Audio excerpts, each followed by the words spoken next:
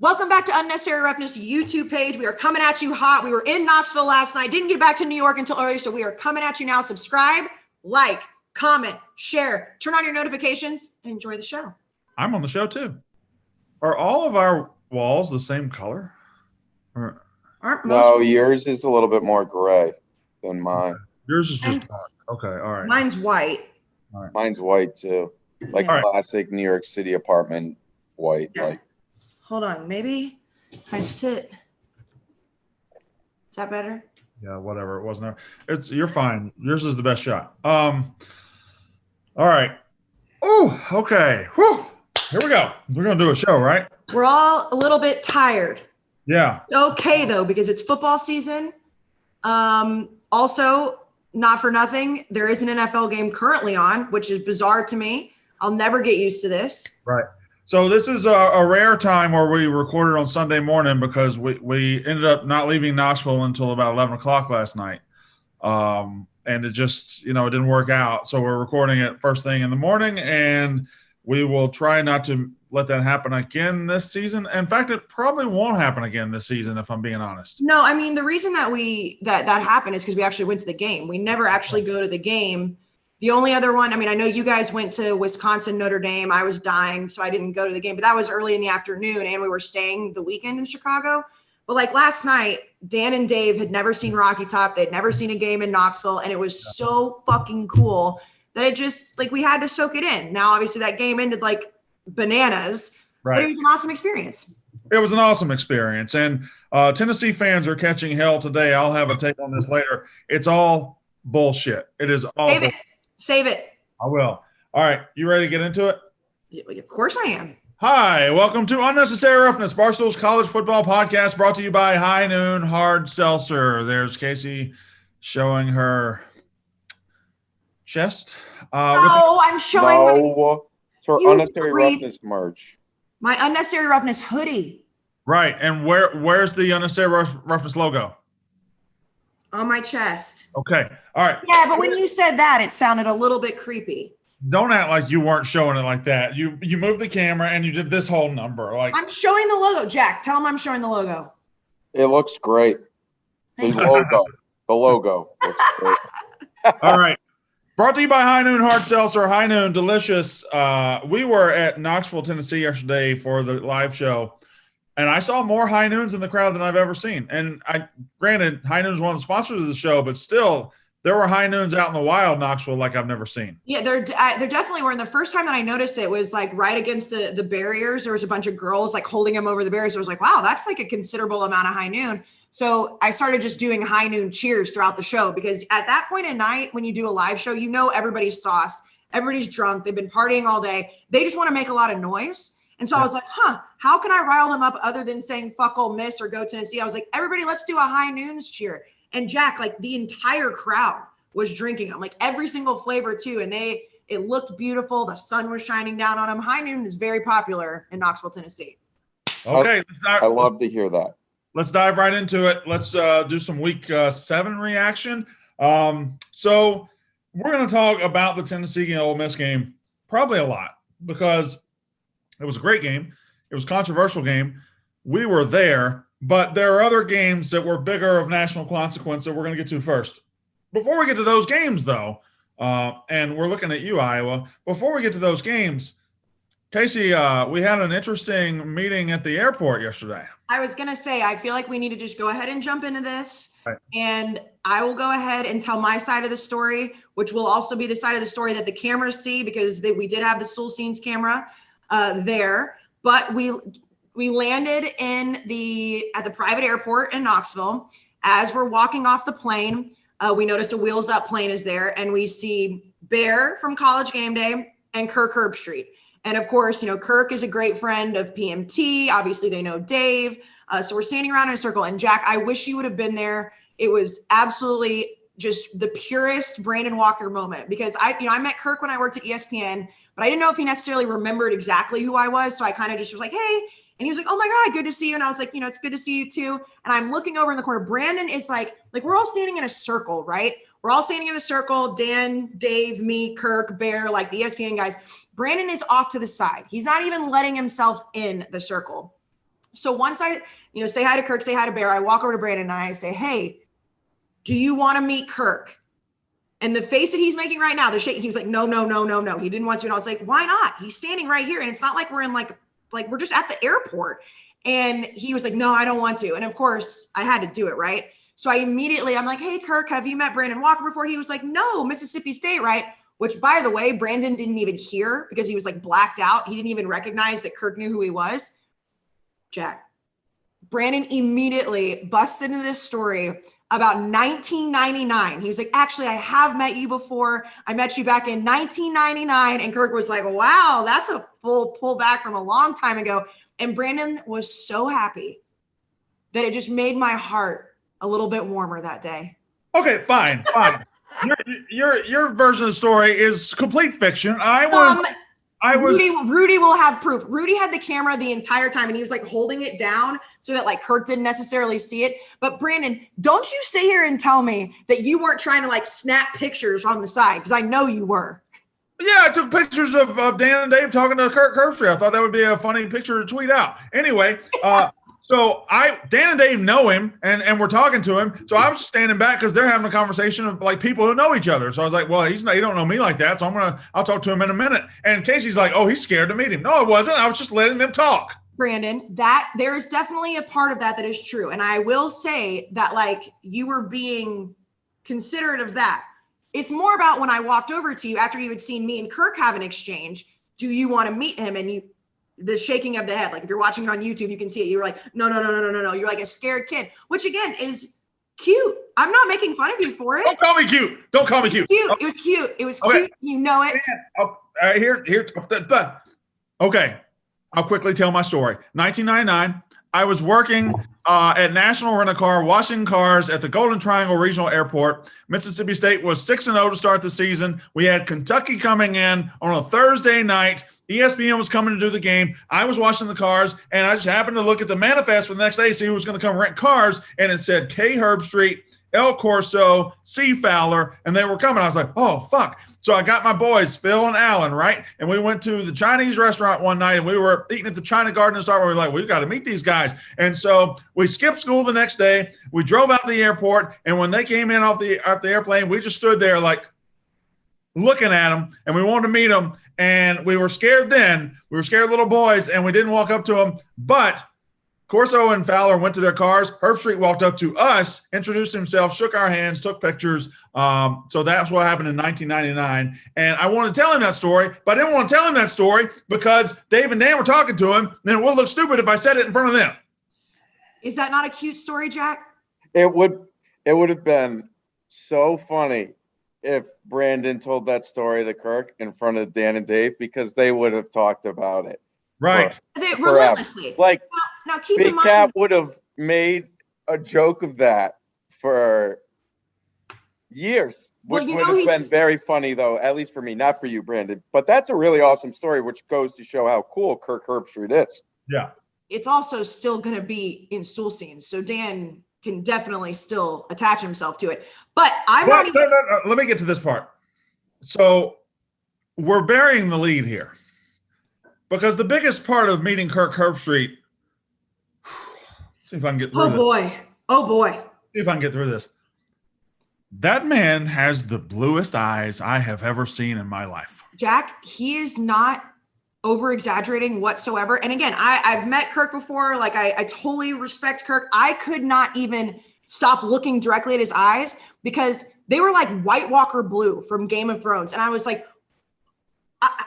how does one person, I mean, you're looking at I have blue eyes. Brandon has blue eyes. Dave has really blue eyes. Like it looked like we had like brown, black eyes in comparison to Kirk Herbstreit.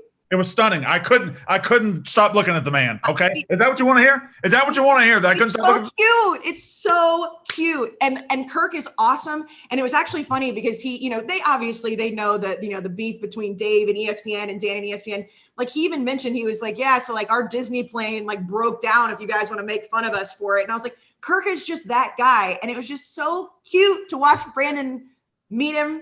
And hopefully we're gonna have him on the podcast. He did. We DM'd a little bit, and he was like, "You guys have so much fun. Keep up the good work." And I was like, "This is just a good guy." What do you want me to say? That I'm a Kirk Herbstreit stan? I was? No. What I want you to say, and it would be a fair statement, that you have a man crush on Kirk Herbstreit. I don't have a man crush on Kirk. Yes, you do, and it's okay. You would be joining millions of men and women across the country. I have a man crush on Kirk Herbstreit. What? I don't have a man crush on Kirk Herbstreit. Yes, you do. I don't usually see you in this stage of Brandon Walker and his ego.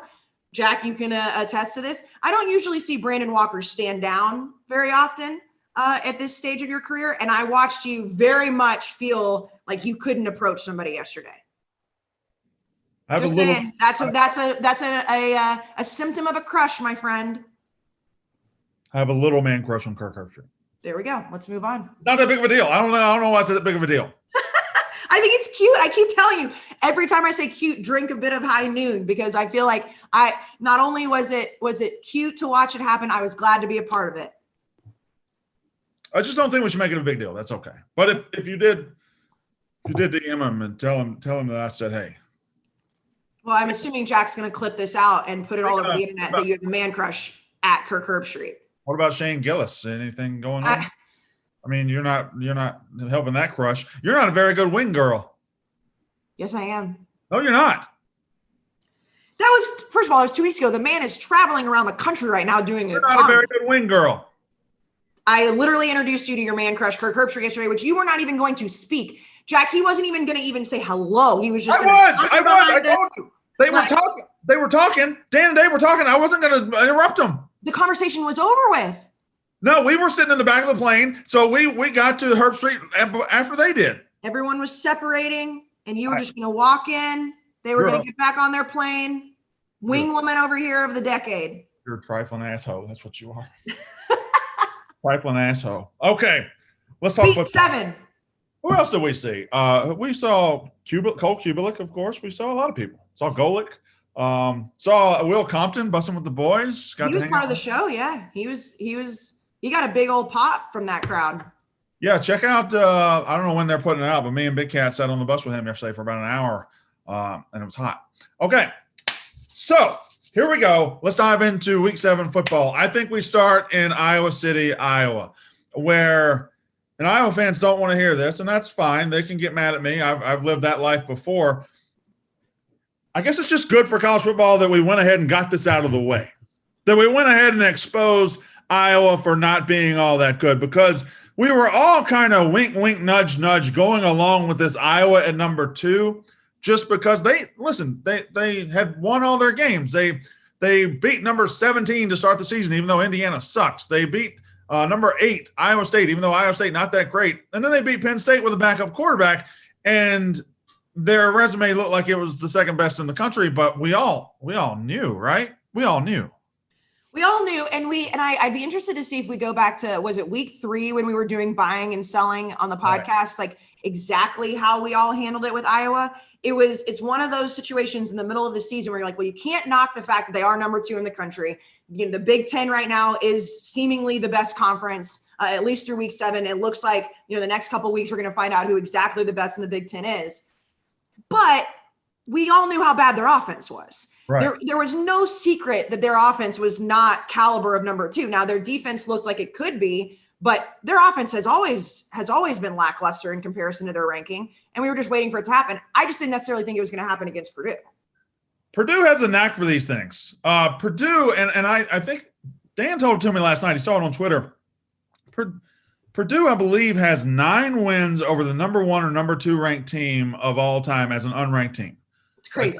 Purdue's unranked, and they beat number 1 or 2 9 times. The second closest to them is like 4. I mean, they thrive in being an unranked team that knocks off 1 or 2. So I also thought Purdue early in the season had a little bit more juice than they showed. Like, they ended up losing to Minnesota, which sucked and sucked all the life out of my enthusiasm for them. But when they lost to Notre Dame, but I thought they were okay coming into the season. I thought they would be pretty good. David Bell's a very good receiver. And then they go on the road and beat Iowa. But here's the thing. This is the problem with having half an elite team. If your defense is the only part of your team that's elite, when the number 2 team in the country needs to get 4 turnovers a week to be good, that's not the number 2 team in the country. Right. And yesterday, the turnover luck was against them because Spencer Petras threw 4 interceptions and they didn't get 4 interceptions. And if Iowa's not getting 4 or 5 interceptions, they're not very good. No, and on top of that too, I mean, like you look at the mistakes that Iowa has made throughout the season, and they, again, credit to them, they were undefeated, but it was kind of like it all kind of came to fruition yesterday. Everything that could have gone against them did. I mean, you mentioned David Bell. He was an absolute monster yesterday. I think it was like 240 he finished with. Yeah. Like, and when he got hurt earlier in the season, it was like, well, what's Purdue going to do? He came back with a vengeance. And then you saw where Iowa's weaknesses were that have been displayed throughout the season. They've just been able to capitalize on the other side of them, and they weren't able to do that yesterday. Yeah, I look at Iowa now, like, I don't know what they'll fall to, 9, 10, something like that. I really feel like they should fall further. The Big Ten West is about to shape up a lot differently than we thought. There's a team that Wisconsin might win the Big Ten West. Did you see that Dan tweeted that the Graham Mertz for Heisman's back on yesterday? They beat Army by 6, but whatever. Wisconsin might win the Big Ten West. Like, Iowa goes to Wisconsin next week. Oh, that's doomsday in the Big Ten. October 30th, when you got Ohio State, Penn State, you got Michigan State. You'll also have Iowa, Wisconsin, which could be a de facto Big Ten West championship game. No, I go so far as to say it pretty much is the Big Ten West championship game. Yeah, when you look at the fact that the only 2 teams in the East that are undefeated are obviously Michigan and Michigan State, and then you have the West with nobody undefeated, and you have those 2 teams sitting there. October 30th, which we've all circled for a while now for, a reckoning day in the Big Ten, has now not only been, added incredibly important for the East, because we'll see, who is the bigger team between Michigan State and Michigan. Now you look at the fact that, like, that day could pretty much give us an indication of what the Big Ten championship is going to look like, not only just the West. Jack, you're awful quiet. No, well, first of all, it's a little bit on Zoom. It's just a little bit easier when 1 and 2 go back and forth, and number 3 stays a little bit quiet. But just for people's sake, because we need to know which cameras are one. Which one's camera 1? Which one's camera 2? I'm 1. 1 and 1, and then number 3. It's T1, and then number 3. I joined on Iowa. I joined the Zoom before you did, Brandon, which means I'm camera 1. Is up top. Show couldn't start till I got here. Yes.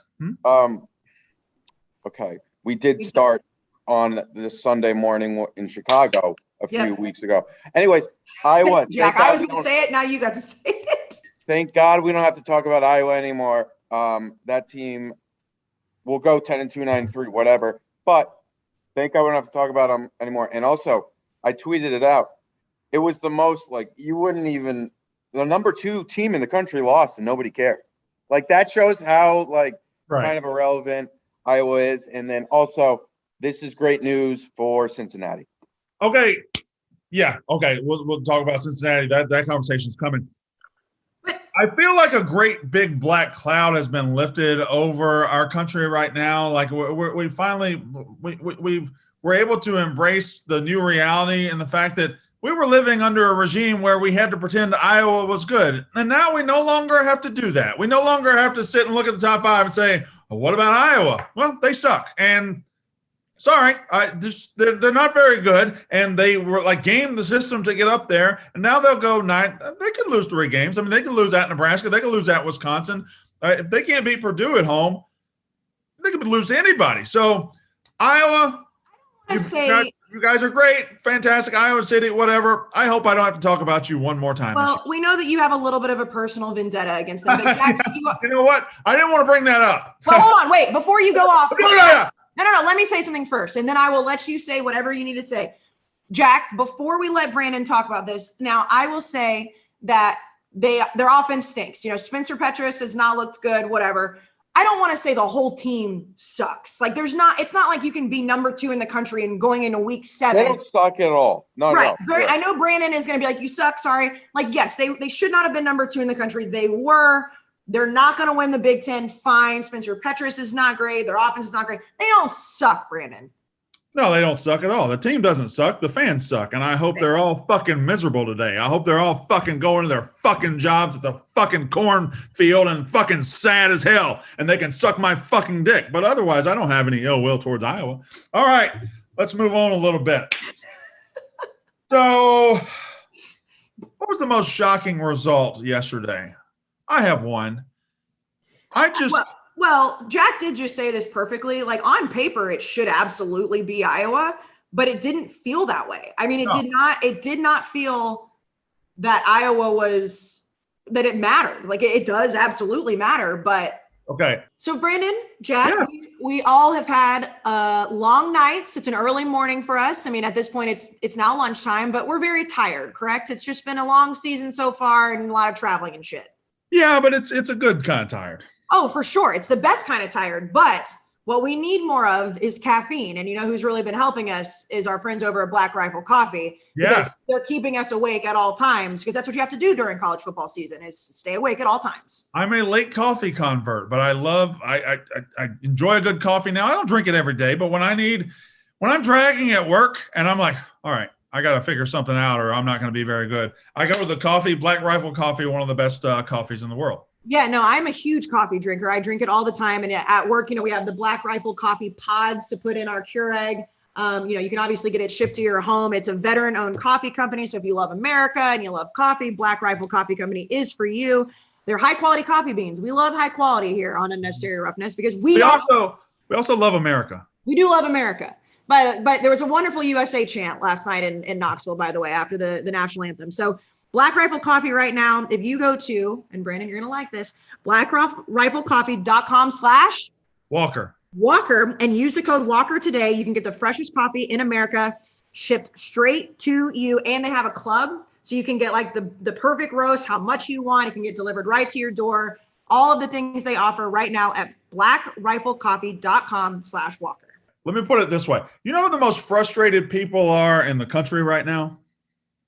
It's the people behind the scenes in the LSU administration who just can't wait to fire Ed Orgeron. They got the contract signed. They've got everything. All right, this is what we're going to say. This is our cause. This is what we're going to do. They've made every alignment. They got the buyout ready, and they're just waiting to walk him in the office and say, Coach, thanks for the national championship. We'll see you. But they can't do it because every time you want to do it, he beats Mississippi State on the road a couple of weeks ago, and now he beats Florida at home, 49-42. What? Ed Orgeron's done. He's dead. He's finished. Derek Stingley's out. Keyshawn Boutt's out. All the good players are out, and LSU beats Florida 49-42. What? I'm not going to tell this story on our podcast because I don't know if we've been given clearance to it, but there was a story that was told yesterday on the college football bus with some inside information in Baton Rouge from nothing like, you know, major, but that not only does LSU want to get Edo out, that Edo's acting like he wants to get out too, that he's just like having a good time in Baton Rouge. But yesterday's game between LSU and Florida, and I think you said it, Brandon, when we were watching it, was so, like, from an outsider standpoint, you know, neither one of those being my teams, like both of those fan bases are so frustrated right now. It became like a frustration off. Like, what's going to happen at the end of this game? Because now Florida is like, do they want to get rid of Dan Mullen? LSU's like, why can't we fucking fire this guy? You know they're going to lose to Ole Miss next week. And now you can't necessarily say like, well, you know, we've got to fire you if you keep losing. They're going to fire him by the end of the season. It's just now delayed. It's just like a breakup that's just like, it just won't end. Yeah. It's like I'm going to break up with him, but I want to at least get through the holidays. Like nobody wants to be doing that. You don't want to be alone. You know, it's like, listen, like this guy's not for me. This girl's not for me. But like, do I really want to break up now? Like it's getting cold outside. Like I don't really have somebody in the waiting. Like it's his birthday next Thursday. Like I don't want to break up with him right before his birthday. Like, I don't want to go to these parties alone. I don't want to show up to College Station on Thanksgiving weekend without our guy. You know, it's classic. It's a classic breakup story, which I feel like a lot of times happens in college football. But yesterday really, truly was a big stepping stone moment had LSU lost because and they didn't. Right. But, so Orgeron's not really the story, though. What the story is now shifting towards Gainesville. Here's the thing, and I won't do this much, but I'm going to plug the Brandon Walker College Football Show real quick because on Thursday, I believe I put out a clip where I said, this game is dangerous not for Orgeron because he's cooked anyway. It's dangerous for Dan Mullen because his cheese is sliding off the cracker in Gainesville a little bit. Listen, you go back over the last maybe calendar year. Last October, they were the bee's knees, right? Contrast was a Heisman contender. Everything was going good. They looked like a national championship contender. Then they lose at A&M. They lose their last 3 games of last year, and there was a built-in excuse for everyone, right? Like the shoe game. Well, we win that game, but the shoe game doesn't happen. Alabama's just better, but we played them better than anybody. Oklahoma, we had everybody out. Okay, I'll give you those excuses. You walk into the next season, and you play Alabama to the hilt. You play Alabama very well. Everything looks good, and you lose to Kentucky. And then you go on the road and lose to a dead program with a dead coach walking. If you're a Florida fan, how do you take this? Yeah, no, first of all, I don't understand. Dan Mullen is the quarterback whisperer, right? We've been saying that his entire career. Anthony Richardson is clearly the better quarterback. And yes, Emory Jones has done some good things throughout the season. He's won some games for him, but Anthony Richardson is the guy. And even in the game yesterday, he kept going back to Emory Jones. And if I'm a Florida fan and I look at it and say, listen, you don't want to put Emory Jones out to pasture. He's clearly made some good decisions and some good plays. But am I crazy to say that it's pretty obvious who their quarterback should be and he just can't pull the trigger to just make him the starter? Well, Anthony Richardson wasn't great yesterday either, but I think you got to kind of let him learn and let him go. Right. Like he had 167 yards, 3 touchdowns and 2 interceptions. Emory Jones had a touchdown, 2 interceptions. But yeah, I think you go ahead and go with, but the problem really isn't quarterback. The problem is Dan Mullen, when he was at Mississippi State, was such an asshole. And I don't mind this. He was such an asshole that he had a different defensive coordinator every single year. Every year. He never kept a defensive coordinator. Now at Florida, he's had Todd Grantham the whole time, and Todd Grantham sucks. He's not good. Their defense has been bad. Their defense gave up 50 points to LSU without a good receiver. LSU can't run. They got a so-so quarterback and no receivers, and they give up 50. And listen, I'm not even saying that it's the quarterback issue. I'm saying it's an overall Dan Mullen issue. And you're right. He's not gotten rid of Todd Grantham. He won't just make a decision at quarterback. It seems like, you know what? And I saw this on Twitter and it's, so I can't take credit for it, but it almost seems like after that A&M game last year, something broke with him. He was super emotional. It's all, and you said that, by the way, side note, you said the cheese sliding off the cracker. You know what was my low-key favorite part about being back in the South last night? Pimento cheese. Oh my God. Yeah. That jalapeno pimento cheese that they had and that sweet, I could have bathed in it. Rudy had never had it before. It was just. I'm going to shout out Stock and Barrel real quick, the best burger joint in the SEC. We went there. We had the appetizers. Dan was like, what do you want to get that for an appetizer? I said, they've got pimento cheese. It's really simple. I sat there for 20 minutes eating pimento and cheese and sweet tea, and I was happy boy. Jack, another cute moment for Braden yesterday. He was just so cute yesterday. We're on the plane, and he makes on the way there, and he makes this high. He's like, ah! It was a really high vocals shriek, and then he just stopped and he went right back and he was like, I didn't realize I made that out loud. And I was like, well, what were you shrieking about? And Dan and I are both kind of looking at him like, you good, bro? He shrieked internally and outwardly because he remembered he could get sweet tea in the South. Yeah. I was thinking about the restaurant where we were going to go. And I was like, fuck, what did I get to? Oh, no, it was higher. It was high pitched than that. It was I can get sweet tea at a restaurant. I don't have to explain it to them or anything. I can just say sweet tea and they'll know what I'm thinking. The boy was coming home, but going back to Florida, your little cliche phrase, which I do love, the cheese sliding off the cracker. And if you really try to pinpoint a moment, I think, and obviously you can look at every game since then, but when A&M beat them last year, and yes, it was COVID year and there was a whole thing, but that the emotion and the unhinging that happened with Dan Mullen, since then, it's not looked good. And you mentioned the shoe game. That was an unhinged moment for the Florida team. You look at multiple things that have happened this year, both, with the team and with Dan Mullen's decision-making. And it's we were talking about Florida contending for the East this year, and there is no fucking chance they don't get slaughtered by Georgia at this point. Well, they played Alabama to and put Alabama's performance last night aside. They always kill us for whatever reason. That's just my life that I have to live. But I think Florida, same within 2 of Alabama, is going to say a lot more about Alabama than it ever said about Florida, and we thought it said a lot about Florida at the time. So let's move on from them because we're going to get to the Tennessee Ole Miss kerfuffle in a little bit, okay? And we're going to talk about it. But there's two teams nationally we got to talk about first.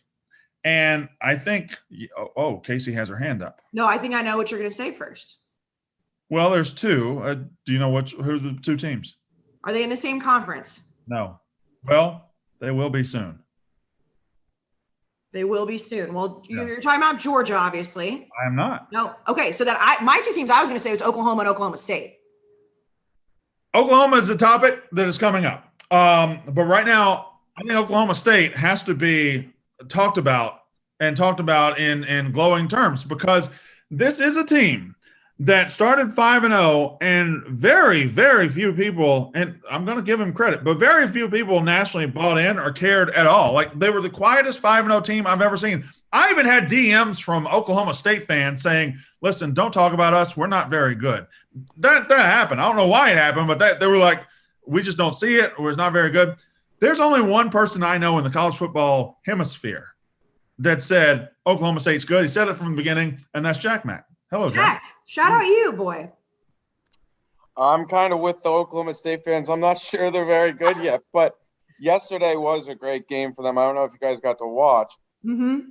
Texas, I don't know what happens in the second half to Texas, but this is the second straight week. The wheels fell off big time in the second half against Arkansas as well. Oklahoma State has a very, very good defense. Their offense leaves a little bit to be desired.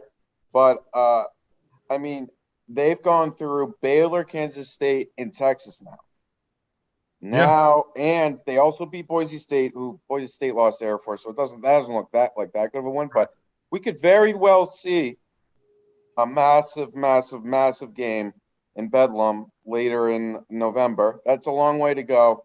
And Mike Gundy always finds a way to mess it up. But right now, I think Oklahoma State, I'm very impressed that they won that game yesterday, because in the first half, Bijan Robinson and Texas just looked like they were the superior team, but Oklahoma State stayed focused, and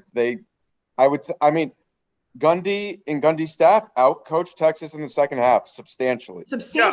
And Jack, and you mentioned it, people are talking about Baylor, because Baylor still only has one loss. They handled their business yesterday. Their one loss is to Oklahoma State. But you look for, and it is a long way away. And we know that Mike Gundy, like you said, finds ways to fuck it up. But we're looking at Bedlam now as a potential, they could be playing Bedlam and then 2 weeks later playing each other for the Big 12 championship.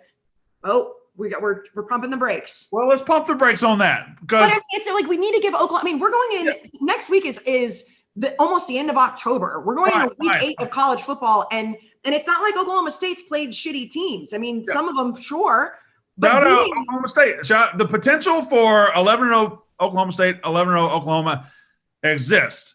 I don't think it's a very high possibility, because the problem Oklahoma State faces now is you go on the road and you beat Texas, and it's a great win. Now you got to get right back in the lab. They got to go on the road to Iowa State next week. Iowa State is not a bad team. They're not great. They're not the top 10 team we thought, but they're not a bad team. They're 4-2, 5-2. They're okay. And you got to go to Iowa State. That's a classic spot for, Oklahoma State to kind of drop the ball here. But even if they were to lose a game, if you get to November 23rd, 24th, whatever it is, and Oklahoma State has one loss, or they're undefeated against Oklahoma with one loss or undefeated, it's the biggest Big 12 game of the year. It potentially could be Oklahoma's last Big 12 game ever. Potentially. We don't know what's going to happen in the immediate offseason if they go ahead and rush this thing through or not.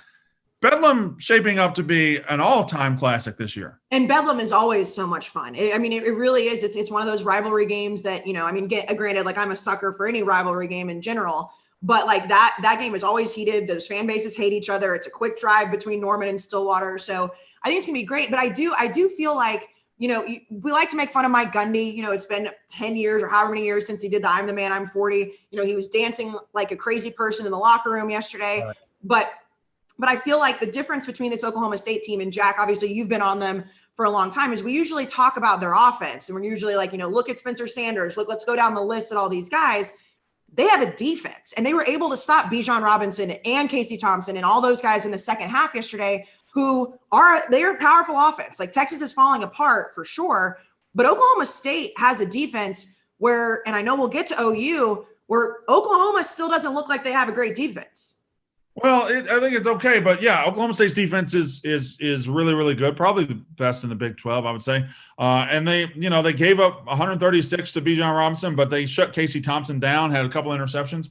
They were very, very good. And listen, they deserve to be where they are now, and now I think you have to take them legitimately serious as a top 10 team, which I don't know what the hesitation was to put them in there in the beginning, because Michigan, who hasn't beaten anybody, got thrown in there. Michigan State got thrown in the top 10, and Oklahoma State's been lagging behind those teams for whatever reason.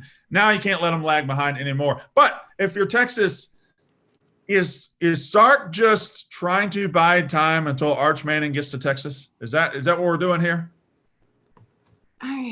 Well, he was there yesterday, I think. Tough loss for him to be there for, I'll tell you that. Sark was also at Arch's game Thursday night, I believe. And Arch lost that one. So do you really the vibes there aren't great. You know what? I can't even put that into existence. I don't even want to talk about that. I don't want any of those vibes near me right now at all. Oh, Arch going to Texas? Yeah, I don't want it. Texas being the SEC and then having. Don't put that out in the universe. That's unbelievable. Don't be scared of him going to your rival. I think he should go to Texas. Yeah, because guess what? You'll have to play him too. No, because he'll be in the SEC. But he doesn't want him to go to Ole. No, don't be scared. Just let him go to your rival. It's fine. Regardless, you're fucked too. You are fucked too. You are fucked too. Casey. Brandon. Did you notice yesterday the weather in Knoxville? Oh, it was so beautiful. It was stunning. Cool and sunny, and how kind of breezy it was. Did you see the hair? Did you see the wind just blowing through my hair? I did. I noticed it. I noticed that when you were running your hands through your hair before the show, you were really feeling yourself. The sun was making it nice and blonde. It was stunning. I have one person to thank for that. 2 years ago when I got to the company, I looked like Ben Mintz, but I no longer look like that right now. I have an adult haircut. And I have Fleischman. Look at me. Fleischman has given me an adult haircut. She is the best. She cuts my hair once every 5.5 weeks. I love Erica Fleischman. Now, if you're listening to me, you're not in the New York area, you might not be able to go to Erica Fleischman, but I use these great products from her place. I use her shampoo, her conditioner. I have some vitamins to make my hair healthy, some gummy vitamins that are wonderful. I got the sea salt spray to shape my hair. I got paste. I got cream. I got all kinds of products from this woman, and you can have them too. They're the best hair care products in the world. They're awesome, and I've said it a million times. I'm going to say it again. It is a men's salon. However, the products are great for girls too. I use the sea salt spray all the time. It's the best one I've ever had, and that really is a true statement. I'm not just saying it to give Erica some love. I actually love it. It's the best one to hold my hair. And also the gummies that grow your hair out. If you have a hard time growing your hair, they taste like candy. You can throw them in your vitamin routine. We love it. And she has all the bundles, right? That's the best thing. It's like, you don't have to go on and be like, okay, you can do a la carte, but if you want to go right now and get a bundle, Brandon, the entire shop is 20% off. If you go to FleischmanSalon.com using the promo code Walker, the entire shop is 20% off. Also, the bundles are usually also discounted, so you can look at that as well. And that's FleischmanSalon.com, FleischChman salon.com. Do it. Do it. Say do it. Okay, don't say do it. The other national team we got to talk about is Cincinnati. Because Cincinnati's about to do two things. A, they're going to run the table. They're going to run through this conference of theirs, and they're going to be undefeated with a win over Notre Dame that they hope ages very, very well. Yes, why is your hand up? First of all, I got to do a walk back a second. You said two teams that we needed to talk about that were about to be in the same conference. Who was the other one? Oklahoma State. Oklahoma State and who? Cincinnati. They're not going to be in the same. Oh. I was thinking SEC. Okay. I didn't say what I wasn't saying was that the teams we're going to talk about are in the same conference. I said these two teams are about to be in the same conference. Aha. Okay. Got to wake up pretty early in the morning to talk with me. Okay, so literally like lunchtime. Cincinnati is about to do two things. They're going to go undefeated, but here's what they're going to do. They're going to force one of the most passionate playoff discussions we've ever seen, because At worst, I think their Notre Dame win will be a win over like 9-3 Notre Dame. It could be a 10-2 win. It, I guess, could be an 11-1 win. But either way, at worst, their win over Notre Dame will be a pretty good win. Could be a very good win. So, having said that, they're going to force one of the most passionate playoff discussions we've ever had because there are teams lining up for seats at the table. And if Oregon doesn't lose, which I think they might, probably will, if Oregon doesn't lose, you're going to have 4 Power 5 teams that look really good, at least 4, like Georgia or SEC champ, Big Ten champ, Oklahoma, and then maybe Pac-12 champ Oregon if they got one loss. There's obviously Alabama there if they force their way back in by beating Georgia. I don't think they can. I don't think they're going to the playoff. But there's going to be 4 or 5 Power 5 teams that have a right to have a definite claim to it. And then there's going to be Cincinnati who's going to have a claim to it. And it will be the most passionate group of 5 playoff discussion we've had yet. And I feel like we've been talking about Cincinnati being in the playoff picture already because of how passionate it's been, which we knew that there was the opportunity for it to be there. Shout out me. I did say they would go undefeated. But you're absolutely right. Because even yesterday we were doing a hypothetical with 2 lost teams. I mean, you look at right now, like in the country, like who the best 2 lost teams can be. And you've got A&M who's sitting there with a better win, now, but it's like, what happens in the SEC if somehow a 2 lost team in the West goes and beats Georgia in the SEC championship? Then what do? Then you've got Cincinnati sitting there like, well, what the fuck? Same thing could happen in the Big Ten. So the only conferences that I really think, like, I mean, I'm assuming OU is going to win the Big 12. That's just, that's what I would put my money on at this point. The Pac-12, I think they're going to continue to eat each other. Like you've got Utah and you've got Oregon. Like, I don't really know what to say there. And then the ACC is just garbage. So, right. I mean, they just like, who's the best team in the ACC? Wake? It's either Wake, Pitt, or NC State. But it's like, to me, it's like now for Cincinnati, it's going to be a heated discussion and a passionate discussion no matter what. But now you really have to pay attention to what's going to happen in the Big Ten and the SEC, because though having 2 teams from those conferences seems more likely to me than a G5 team, but I think the scenario for 2 teams in the Big Ten is pretty much out the window with Iowa losing. I think the scenario for 2 teams in the SEC is probably out the window because I just don't think Georgia's beatable by anybody else in the SEC. Yeah, I mean, if you're assuming that Georgia's going to go completely undefeated, then yes. But I do, it's crazy to me, and I'm not going to allow myself to do this right now. I really can't because it's not even worth doing it at this very No. We're not doing that. You're not doing that. No, do not do that. Do not do what you're about to do. Do not. I have to at least get that in the ether. No, because it's stupid. It's a possibility. We talked about it at length yesterday. We're talking about Cincinnati. This is not time for you to throw out your crackpot theory about your own team. It's not a crackpot theory, and it's not a crackpot theory. You listen to me, Dave and Dan, talk about it, and you agreed with it, but I won't do it right now. I won't do it right now. Who lost Texas A&M is not in discussion for the playoff, Kayce. I'm not saying they're in discussion for the playoff. What I am saying, however, though, is if Alabama gets another loss in the West, which seems very likely, and A&M has the head-to-head over them, and A&M makes it to the SEC championship, that I'll stop there. This is what college football fandom looks like, Brandon. You go through the flows, the ebbs, and whatever the fucking saying is. I'm just saying it's not a crazy out of the world take. Whatever. Okay. Anyway, back to Cincinnati. Which, by the way, I do think my take with Luke Fickell being the coach of the year is a pretty strong take still. Yeah, I mean, certainly Gundy is having a hell of a year. Clausen is having a hell of a year. Dave Doran's having a hell of a year.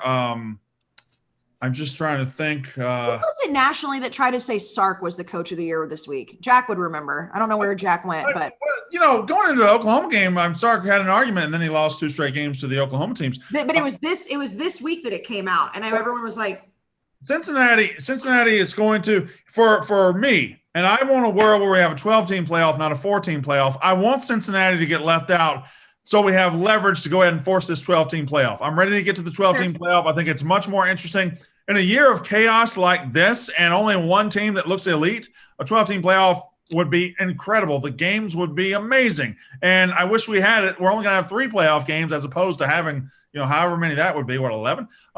It's always one less than it is. Whatever, it doesn't matter. So I want the 12-team playoff, so I want Cincinnati to go undefeated, and I want there to be problems with whatever happens with the playoff. I actually love that. And so, like, if you're a Cincinnati fan, like, hear us out loud and clear. We're not saying you should be left out this year. We're not saying we want you to be left out solely based on what you've done. But if we want this 12-team playoff or the expansion to happen quickly, this is the kind of shit that we need. This is what we need. Some fan base and some conference so infuriated somehow that it forces it to happen. And the easiest way for that to happen is leaving an undefeated group of 5 team out for a 1 or 2 loss Power 5 team, depending on what the championships look like. So I agree with you, Brandon. I kind of like that conspiracy theory. It's kind of like, hey, Cincinnati, take one for the team this year, maybe. Take one for the team. Take one for the bigger picture. Oh, they're not going to have a choice. But I'm saying, think about it. Like, you're a sacrificial lamb, perhaps, don't be like UCF a few years ago that acted like fucking assholes. Like, take it with grace and be like, you know what? Hey, like, we deserve to be in it, but we were the catalyst for change. All right. So we went to Knoxville yesterday. We were at Tennessee and Ole Miss. Okay. Before we get to all the stuff that happened, I've got to say this. Knoxville as a town is a top 5 SEC town. I don't think there's much debate there. I think it's great. I think it's a great place. And I think that stadium, I've been there twice before. I'd never seen it that loud. It was very loud. It was awesome. The atmosphere was incredible. And that stadium moved up in my personal list yesterday. I thought everybody will remember what happened with Tennessee fans at the end, and we will talk about that in a minute. But I'll never forget what happened with Tennessee fans at the beginning and how incredible it felt and how much in my mind, I'm like, I wish this fan base was good so this could mean something. I mean, even from just flying in, we flew in the afternoon and we're looking, we could see Knoxville, we could see the stadium. And again, we've both been there multiple times, so we knew what to see, but just watching, Dan and Dave's reaction, and it was just like it's such a beautiful place, like just from a scenery standpoint. And then as soon as you get on campus, it was a gorgeous, 50-degree day. It was perfect football weather. And just being back, and I know we're both SEC people, and it's like being back in the SEC just has a different feeling. It truly does. And we haven't been back to the SEC in a while, just the whole vibe around it. But having been to Knoxville, having been to that stadium multiple times, you're absolutely right. Last night felt different. And I don't know if it's because there are 2 things that stand out for me. One, Lane Kiffin was coming back, and they fucking hate Lane Kiffin. So you have that side of things that are already happening. And 2, everybody was hyping up Tennessee. And Dave said it on the show, and he's right. Unfortunately, with Tennessee in these spots, they haven't proven that they can win these big games. But the hype around it, and you watch the crowd at our show, just how good they think this team is. That scene last night in that stadium was unreal. All right. Now we skip to the end. Ole Miss wins the game. Whatever. Put them aside. Wait, hold on. Before that. I'll fire off one Ole Miss take. Go ahead. Before that, can I please say that meeting Smokey, even though he looked like he didn't like me, was what I'd already met him before, but that's a cute fucking dog. It's a beautiful dog. Yes. Okay. Let me fire off one Ole Miss take, and then we'll get to the Tennessee stuff. And my Ole Miss take is this. I have an Ole Miss take too. I don't know how good that team is. In fact, I don't think the team's all that good. I do know this. I think Matt Corral's the best player in the country. He's the best player in the country. There were so many times that I looked over at you and and I knew, Jack, I don't know if you saw, Brandon went completely psychopath on our show yesterday. I thought he was actually going to snap into a serial killer mode because of how much he hates Ole Miss. The clips are phenomenal. But there were multiple times I looked over him on the sidelines when Matt Corral would make a play and just be like, that guy's really fucking good. He's electric to watch on TV, but seeing him and how big he is in person and just the ability that he has to just quiet crowds, it's like, yikes, this guy is good. Yeah, he's really good. And if his receivers kind of aren't good, if his receivers were better and not dropping his dimes 40 yards down the field, he had a perfect throw against Alabama that the guy dropped on the goal line. It was 50 yards. He had a great 40-yard throw last night that was dropped. If he had good receivers, he could win the Heisman. And he probably still can win the Heisman. And frankly, maybe should win the Heisman because I do think he's the best player in the country. Again, I don't know how good that team is, but he is incredible. He's going to be a product of being at Ole Miss, but But if he was on Alabama, if he was on Ohio State, if he was on OU's team, he'd be easily the Heisman front runner. Maybe, but I think he probably needs Lane Kiffin though.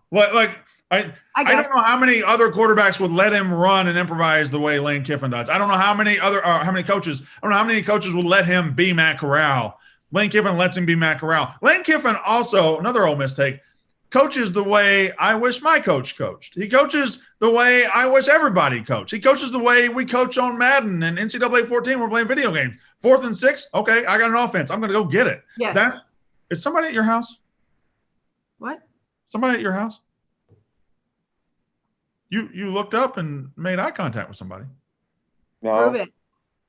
Not you, Jack. I'm not talking to you. Prove it.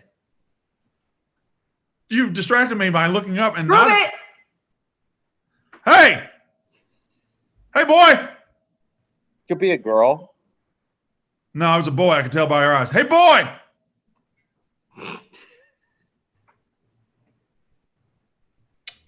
All right. What do you call my you shit play out? in baseball, huh? I just Excuse me? figured he was an athlete. All right. Brandon. Now, let's get to the Why are Tennessee. you airing out everybody's personal shit right now? Let's get to the Tennessee part.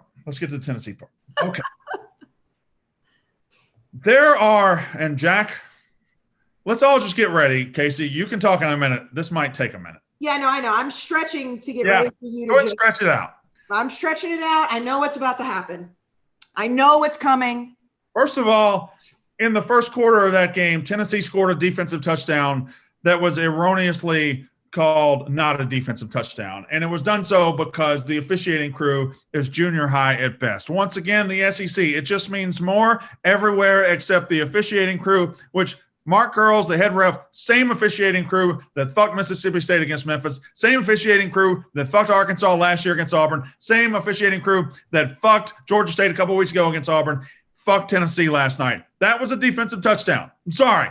Matt Corral did a fake. It didn't work. They tackled him, fumbled. They get the ball, touchdown, and they call his progress done, dead, even though it was just part of the tackle. It was an awful call. Any officiating crew worth his salt calls that a touchdown and then goes back to review it to see if progress will stop. Instead, These idiots called progress stop, which you can't review, like they're idiots. It was a terrible, terrible call. And that right there was the fuse being lit of the Tennessee fan base. It's a fan base that is starving for a winner. It's a fan base that has been frustrated and frustrated and frustrated and frustrated. And last night with 100,000 people there against their former coach, that call right there lit the fuse.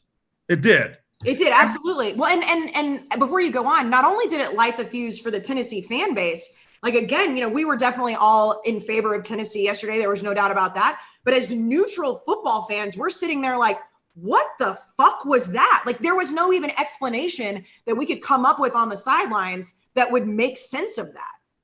So the defensive touchdown not being allowed lit the fuse that led to what happened later. If they get that call right, I don't think what happens later happens, which brings me to what happened. Tennessee fans acted like spoiled children, and you can't do that. They threw things, and you shouldn't throw things. They did things you shouldn't do as a fan base. I have 2 comments about that. Here's who to blame for Tennessee fans doing that. Is it Tennessee fans? No, it's the SEC. If you're going to market, it just means more. If you're going to put out the passion of SEC fans, if you're going to do everything, if you're going to reap billions of dollars in revenue from the passion of these fans, then don't fuck these fans. Don't absolutely insult their intelligence. Don't get 100,000 people in one place and put officials out there who have shown that they are incompetent and will not give a fair result. It is a slap in the face to your customer, and then you come out with this bullshit statement later saying, oh, Tennessee fans, we're mad. We just shouldn't do this. It's your fucking fault. If you're going to take advantage of this passion, and if you're going to say it just means more, well, show it from your end too, all right? Make sure you have a fair result. Don't put out officiating crews and referees like Mark Curls who don't belong in big-time college football, who have fucked multiple teams over the last couple of years. and put them in a situation where it's going to light the fire of what Tennessee happened last night. It's just ridiculous. It's the SEC's fault because the SEC keeps putting mediocrity on the field and expects it to just be okay. The longer you put Mark Curls in these situations, the more incidents like this is going to happen. It ain't just Tennessee either. This would have happened at LSU, would have happened at Alabama. I'm a State fan. It damn sure would have happened at Mississippi State. It's happened at Ole Miss in basketball. They don't even care about basketball. It would happen anywhere in the SEC, probably anywhere in the country. Fuck the SEC for continuing to put this guy in these positions. It is unfair. It is absolutely incompetent. That felt like it was a little personal, which I understand because not really. No, listen. I do agree with you because not only I agree with you on some points. Not only do I agree with the fact that there was a fuse lit early in the game, like we were still on the sidelines in the first quarter. The call that they got pissed about was all like we're watching it on TV at that point, like that you call that a first down and then you go review it. Like that whole scenario, and I still think it was a first down. I know he didn't stretch out the ball with his right hand and he held it in his left, whatever. But in those scenarios, you talk about how you already fucked him out of a touchdown earlier. You cannot call that a fourth down. You can't do that. You can't call it a turnover on downs. I think ultimately they did kind of get that call right. I think they got that call right. I think it was short. I don't think so. But if the earlier call doesn't happen, they're not as mad. They're mad at the end. Correct. That's what I'm saying. It's like it almost, to me, we talk about makeup calls a lot. First of all, I mean, granted, like maybe I'm just seeing something different. I did think that it looked like he got the first down.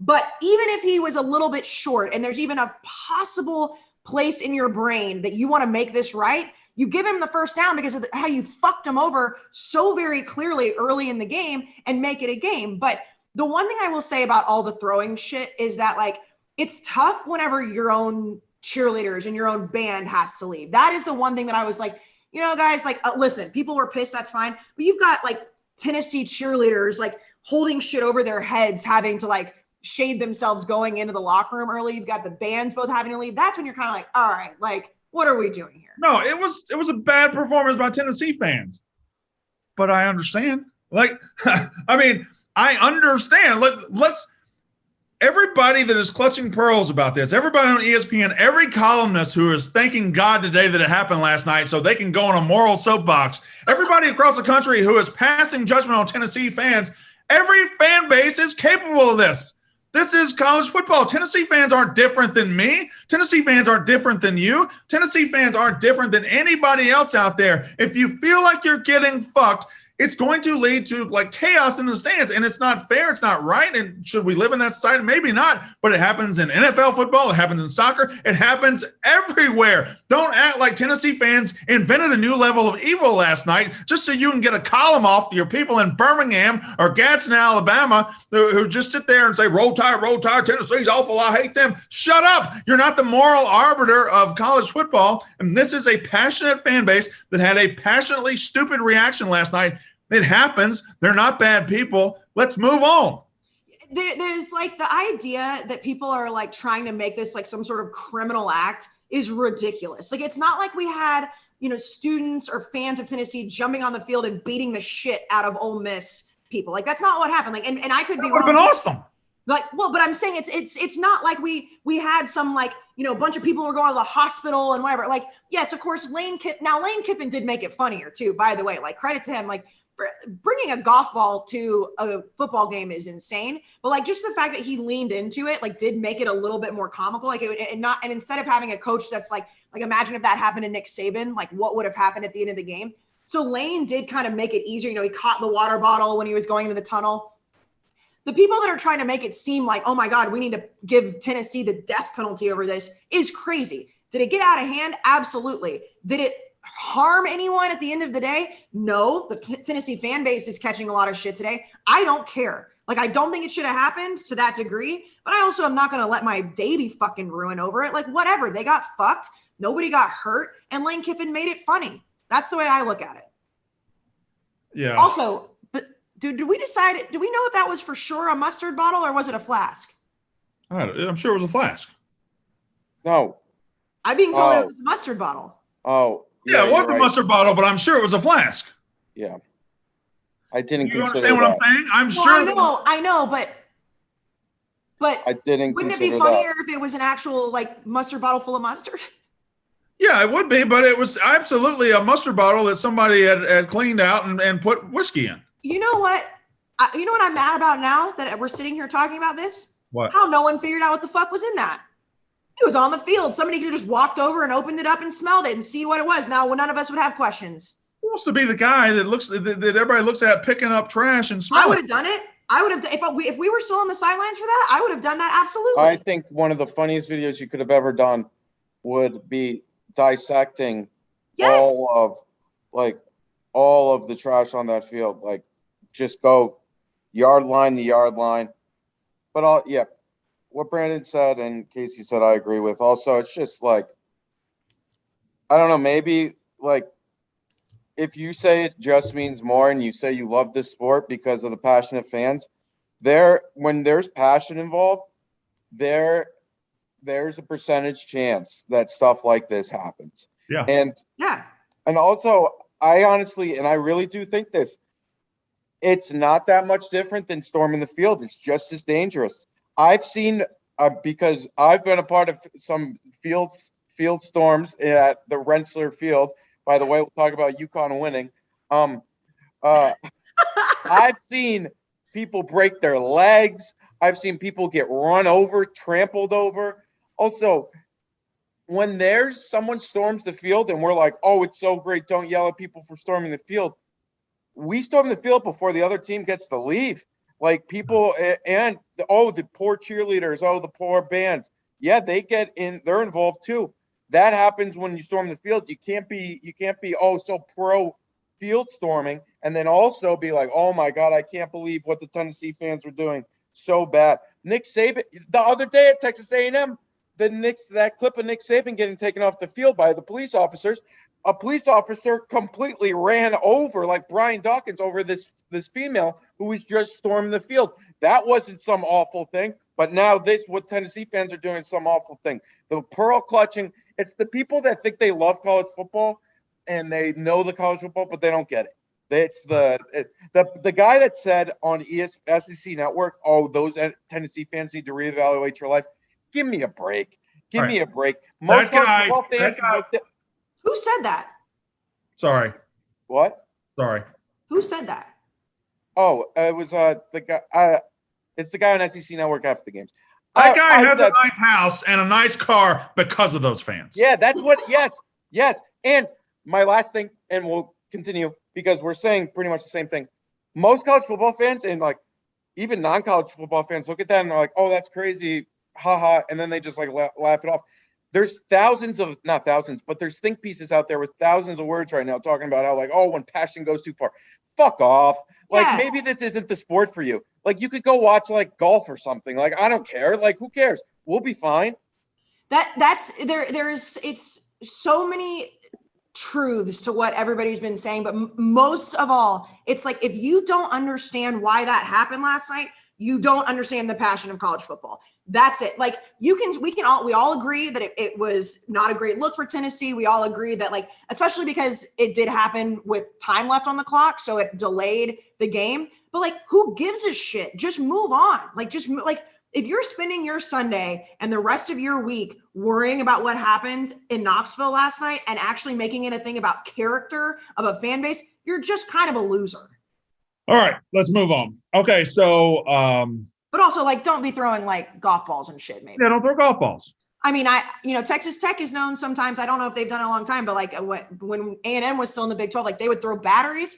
Maybe not a good idea. Like, let's not throw like solid items are like a full water bottle. That's too far, but we acknowledge that it's too far. But also, this is like what happens sometimes. It's unfortunate.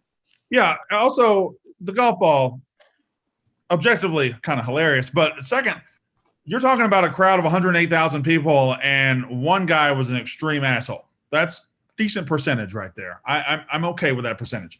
All right, so let's go forward. Let's go to the ACC.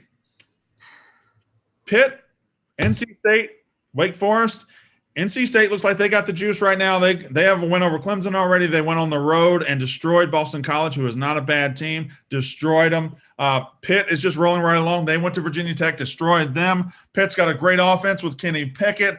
NC State, they're kind of a balanced team. Wake is sitting there undefeated. I really think Wake's probably the weakest team out of all three of those.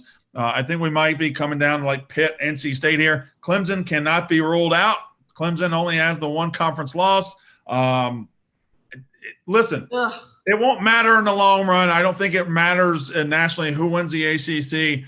That being said, there's a lot of different directions this can go. There's a lot of different ways this can play out.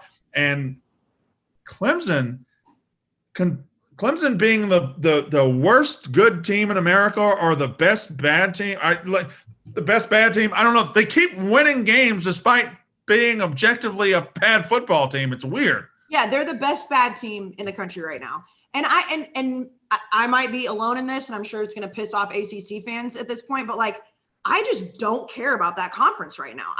Now, of course, in general, of course I care. I care about all of college football, but every weekend, I'm not sitting there. I'm sorry, I'm watching the Dolphins game. I'm not sitting there what's happening in the ACC this weekend? That's an afterthought for me. I'm looking at what's happening in the Big 10, the Big 12, the SEC, and then it's the Pac-12 and the ACC that I'm okay, this could have national implications. I don't give a shit about any of these teams in the ACC right now. Yeah, I understand that, but there's still enough storyline. Definitely, there's still, that's what I'm saying. From an emotional standpoint, it's you talk about NC State. NC State lost to you guys, and I'm not saying that's a terrible loss, but you are saying that, but that's okay. No, I'm just saying it's there's nobody in the ACC that I'm sitting back looking at right now, and I'm just Pitt was a great pick yesterday, but I'm just not okay, all of a sudden, I think that this is a team that could represent that conference on a national scale in 2021. I just don't see that. Maybe that'll change in November, but I'm not excited about the ACC as I am other Power 5 conferences. Yeah, I kind of go the other way. The further we get into it, the more interested I am, because Clemson has dominated that conference for 5 or 6 years now. Ever since Florida State fell off, it's been Clemson's conference. Clemson just walks through the conference, and they just kill everybody, and it's just not fun. Yeah, they'll lose to Pitt or Syracuse once a season, but then they'll bounce back and just roll through, and they'll win the conference championship game by 30 points. I don't think that happens this year. And the fact that Clemson is kind of vulnerable and not on top makes me kind of be more interested in what happens. Kenny Pickett, again, 72% of his passes, 1,700 yards, 19 touchdowns, 1 interception. He's been elite this season.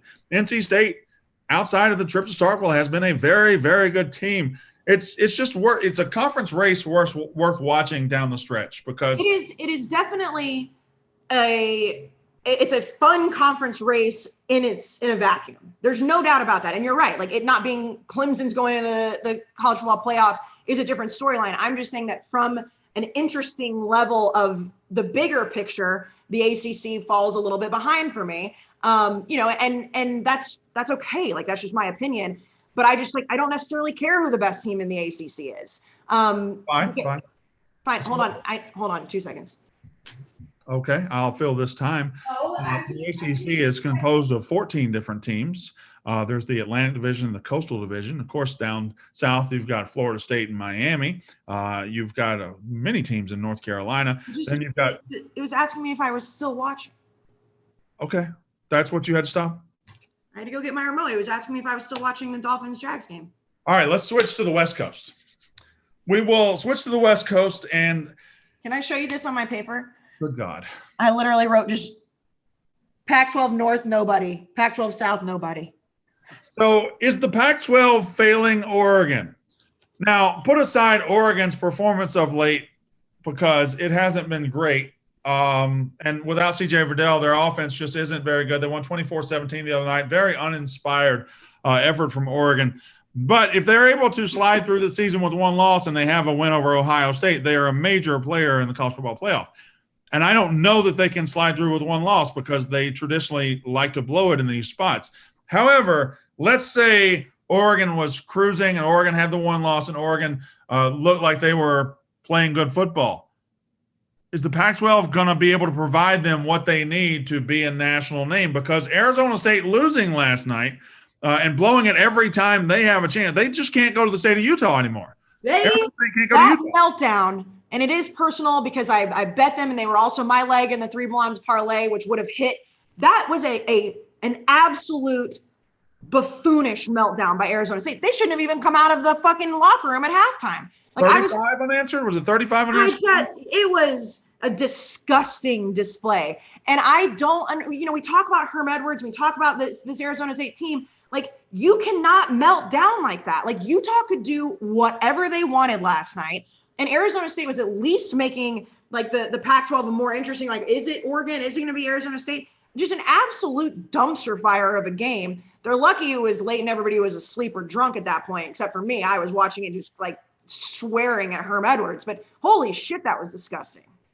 Utah is just a program that just doesn't get enough love nationally. Listen, they didn't start this season well. They lost to BYU, then they lost on the road to San Diego State, and then they made the change at quarterback, and they figured out their quarterback situation, and now they are right where Utah usually is, which is a defense you don't want to face, which is a stadium you don't want to go to, and now offensively they can score points again. Like, Utah is not going to be very good this year, or at least they're not going to have a 10-2, 11-1 season, but they figured it out, and now they'll be right back to where Utah is, Pac-12 South contender, and they could win it this year. They'll be a contender every year.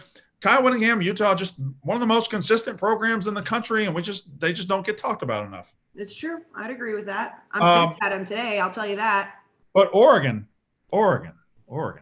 they had the 7-point win, and you'd like to see national representation in the college football playoff, but I don't know. I just don't know if the Pac-12, can somebody give them a win to hang their hat on? Like, Washington fell apart. UCLA, after beating LSU, they're just not anything you want to talk about. USC, there's just nothing there for Oregon to hang their hat on after the Ohio State game. Say, well, we beat Ohio State, and then we did this. We beat Ohio State. Remember that? Well, that's also, granted, I'm not comparing Oregon to Clemson of years past, because obviously Clemson is a far superior program. But it is kind of the same argument with Clemson sometimes, and it has been. It's like, well, who in the ACC is going to prop up Clemson? And now, granted, Oregon has lost, so that does play a difference, in that, because Clemson was usually going undefeated. But it's like when you have these conferences that nobody's helping you prop up, but then they have like 1 or 2 big wins in non-conference. It's like, well, what are we doing? Like, that, you're absolutely right. I'm not. And again, the Pac-12 is a much lower level than the ACC with Clemson on top, but it is still that kind of same storyline. It's like, well, yeah, you're running through the conference, but the conference stinks. So what does that really say about your winning? All right, let's go back east for a couple more takes. I think I know who the worst coach in the country is. Oh. I think I know who the worst coach in the country is. And I know Jack can probably guess this. I don't know if we haven't discussed anything like this. Jack, who do you think I think the worst coach in the country is? It's your quick thinking ability that is what sets you apart, Jack. He's still thinking. Is it Dino Babers? Dino Babers is unbelievable.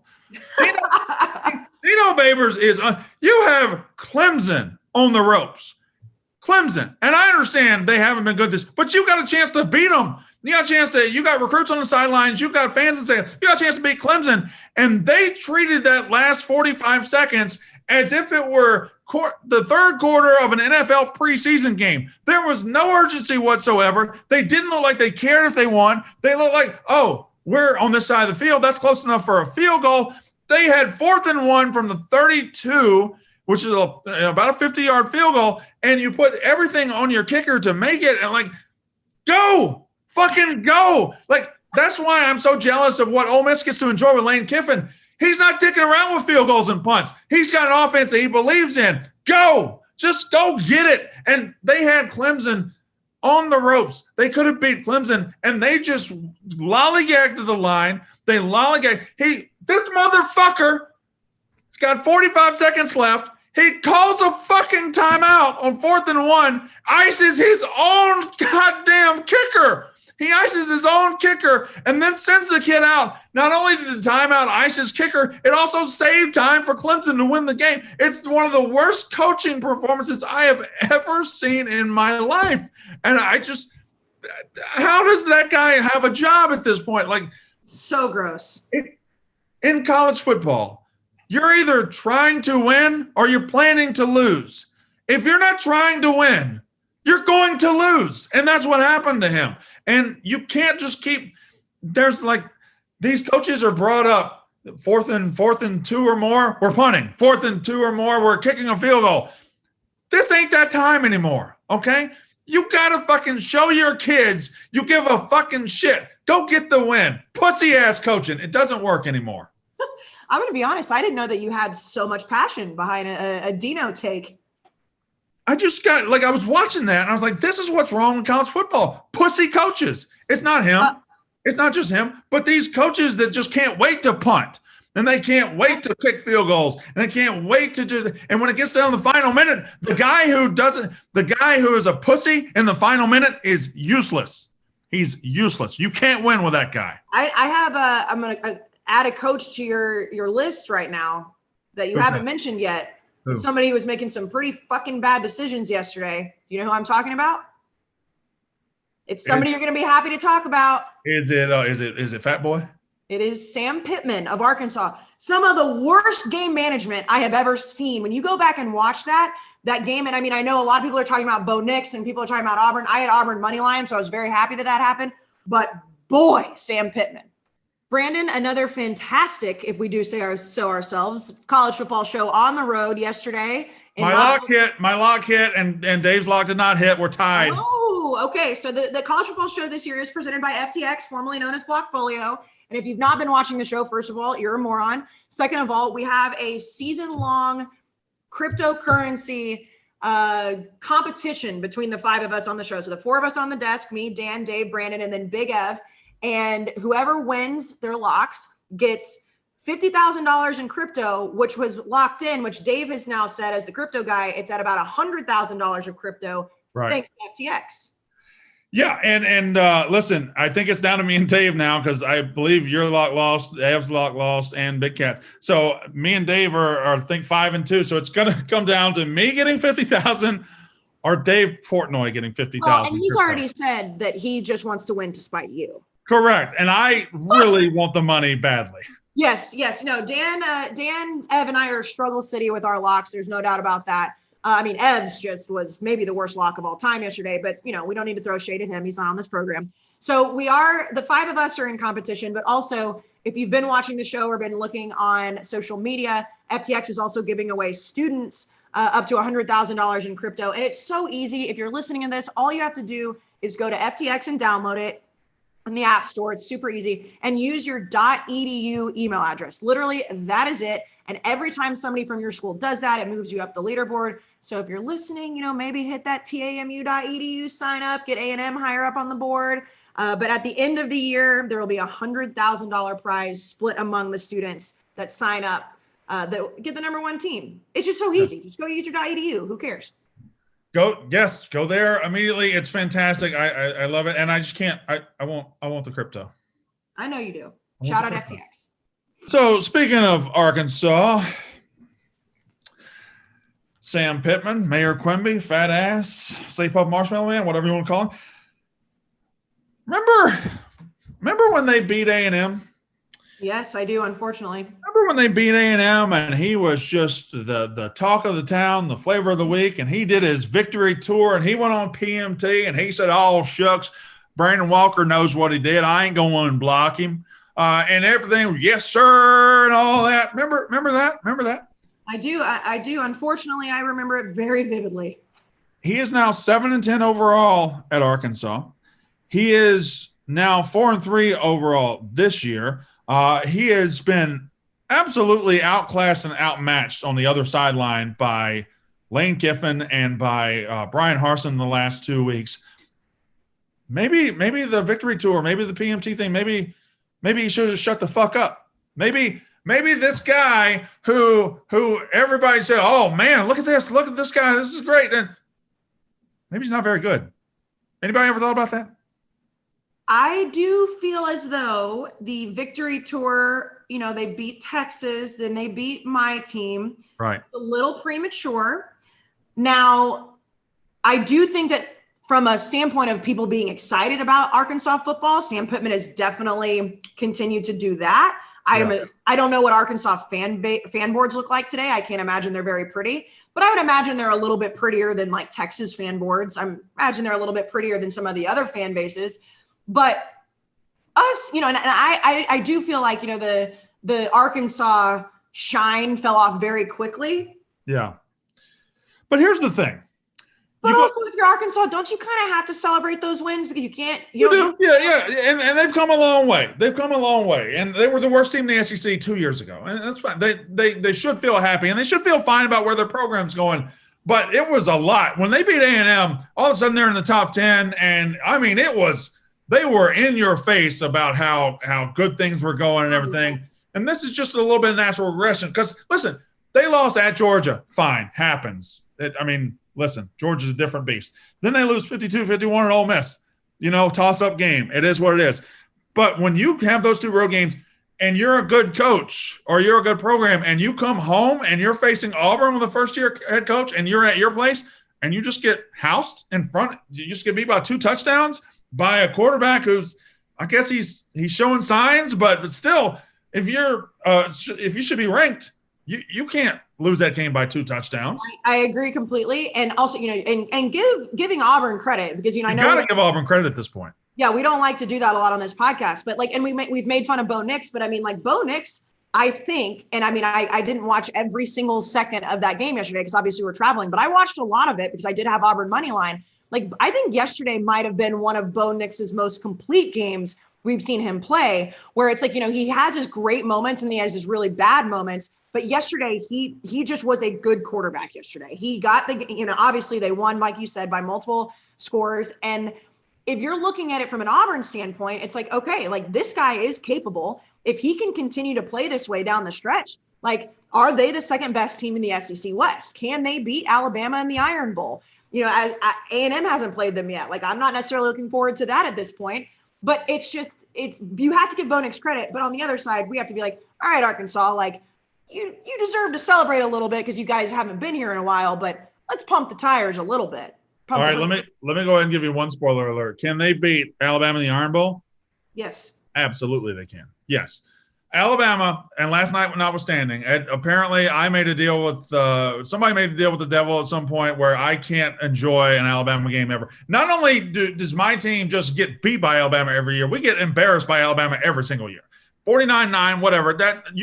What was the great saying I heard? You can't hurt somebody who's already dead, or you can't. Oh, you're whatever. one for me. Yeah, I just you can't hurt somebody that's already broken. I mean, us losing to Alabama, it's just it's like a rock hitting a windshield that's already shattered. Doesn't really matter at all. That being said, Alabama before last night had 2 road games. At A&M, they lost. At Florida, they very well could have lost. Florida's not very good. A&M's getting better.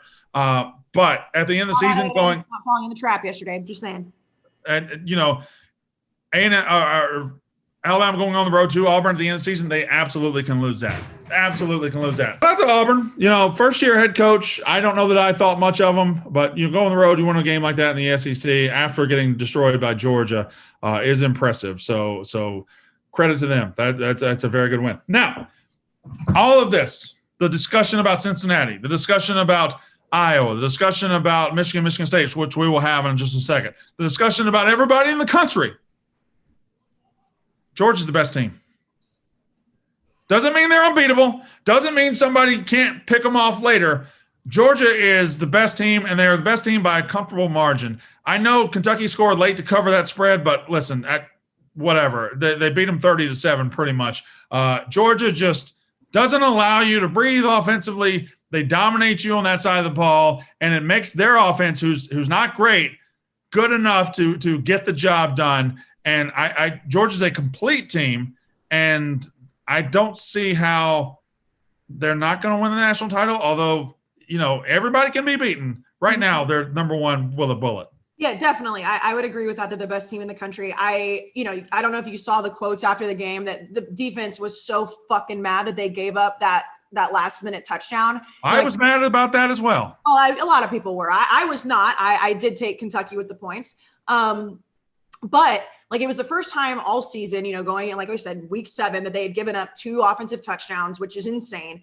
And the fact that and you see that at the end of the game, that they was so far out of hand from from the almost the get-go, especially in the third quarter. And that team was still so furious that they gave up that touchdown. That tells you where the passion of that team is. It wasn't like mop up time, whatever. We got our win, we moved on. They were just mad they gave up a touchdown with 4 seconds left. Yeah. So I would definitely say Georgia's the best team. However, I keep going back to because this year is so insane. And I saw a stat somewhere that's 40 ranked teams have lost already throughout half the season. It's it just seems too chalk to me to be all right, Georgia's is a national championship. Yeah. Yeah. It seems too easy. Well, they're the only team that really is delivering on the promises of the offseason. They're the only team that when you look at the season, you say, oh, this team's a playoff contender, this team's a playoff contender. Alabama's showing weakness, Ohio State's showing weakness, Clemson is off, Oklahoma's showing weakness, but we're going to get to them in a second. But Georgia hasn't shown any weakness. Georgia's just cruising. Georgia's destroying teams, and this is what an elite team looks like. They're the only one that knows what an elite team looks like this year. Can they get picked off? Yeah, probably somebody can if you get a couple of fluke plays and then limit their offense. Yeah, but it's going to be really, really, really hard. And not to mention the fact that they're doing it with Stetson. A backup quarterback. Right. It's JT Daniels is still injured and not, maybe not available or whatever this case may be for however many more games.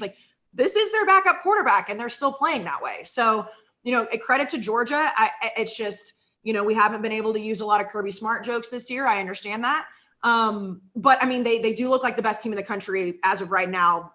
I wouldn't say in a landslide, but it's pretty easy to say, yes, they are the number 1 team in the country. I think it's a landslide at this point. I think if this were a NASCAR race and we were at the halfway point, I think they would be ahead by 2 or 3 laps. The only reason I would say that I wouldn't put it that far ahead is because I don't think that I could confidently say that they could beat every single team at a neutral site. They could definitely beat Ohio State. Yeah, they could definitely. I don't know, but I don't think that I'm that confident. I'm pretty confident, but not that confident. I think I would go ahead and say it. I think in neutral site they're beating everybody. Fair enough. That's what I think. And the SEC championship game is going to be awesome. Yeah, if it's Alabama, especially if it's Alabama with 1 loss against Georgia, that'd be awesome. And I think Georgia's going to beat the piss out of them. That's going to be a heavyweight fight. I think we've talked about it before with Alabama, but I'm not ready to write them off completely. I think they still have a really explosive offense. I do too. And last night showed again, but it's going to be really interesting to see with what Georgia's defense does against them. Obviously, either team can slip up before then. But, I mean, I guess if Georgia slips up once, they'll still be fine. Bama obviously can't slip up again. No. All right. So a couple more things, and then we'll start getting to our award winners of the week, who won, who lost, all that. Oklahoma. Down their guy, baby. Oklahoma. I mean, listen, Jack, I'm just not sure enough people credited me with my scoop. I know. I tried to get them on Twitter to say, as reported by – you had it days before everybody, and then the guy went out there and put on a show. So, listen, everything that you've judged about Oklahoma so far, everything, like I picked them to win the national title, and people have been laughing at me for it, and that was fair when they had Spencer Rattler. But this is not – the Oklahoma of the first 6 games and the Oklahoma of the last 6 games are 2 totally different teams. They are 2 totally different teams. They found their guy. It's a freshman. It's Caleb Williams. It is somebody that can go out there and do Oklahoma things at quarterback. What's an Oklahoma thing? Throwing the ball down the field to talented receivers, making the right decision when to give it to the running backs. It's putting pressure on defense. It's scoring 52 points. Oklahoma things isn't Spencer Rattler checking down every play and beating West Virginia 16-13. It's just not. Spencer Rattler, nice to know you. Good luck at Miami. Good luck at LSU. Good luck wherever you're going. Caleb Williams is the truth. He will be the next in the line of Oklahoma Heisman contenders, and he lifts them up to a bona fide playoff and national championship contender. I mean, yeah, he had 300 yards, 4 touchdowns. There's no doubt that he's putting up those Oklahoma numbers. The only concern that I have with OU, now they've definitely found their guy, and there's no question about that. But Max Duggan or Dugan, or we still don't know exactly how to say it, he still had a pretty fucking good day against that defense yesterday. Yeah. Oklahoma's defense last night man, there were some things that was happening to that defense that I was like, are we back in 2018? Like, insane. And so it's like offensively, sure, but like when we mentioned it earlier with Oklahoma State, Oklahoma's defense, like Jack, they've given up what 88, 87 points over the past few weeks, and then or past 2 weeks, and then also, I mean, what Quentin Johnston did to them last night, the wide receiver from TCU.